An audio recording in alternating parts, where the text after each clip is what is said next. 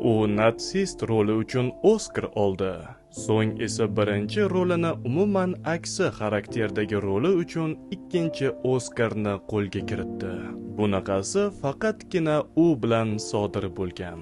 Kristof Vals. Agarda siz maqsadlaringiz uchun endi kech desangiz, Kristof Vals Oskarni 52 yoshida olganini eslang.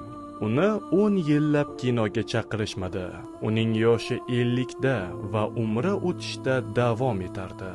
Ammo Kventin Tarantinoning birgina qo'ng'irog'i hammasini o'zgartirdi. Tarantino unga hazilkash, sovuq va shafqatsiz natsist Gans Landi rolini berdi. U faqatgina bir sahnada rol ijro etdi va dunyo muzladi. Oskar, Cannes, jahon mashhurligi. 3 yildan so'ng Tarantino bilan yana bir uchrashuv va bu safar unga qotillar ovchisi, adolat himoyachisi King Schultz avvalgi rolining butkul aksi xarakterdagi obraz berildi. Ushbu roli uchun esa yana bir Oskar.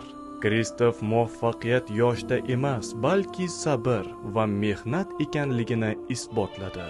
Kristof Vals barcha qoidalarni oyog'ini osmondan qilgan aktyor. Mabodo vaqtingiz o'tib ketganday his qilsangiz, Kristofning hayotiga nazar soling.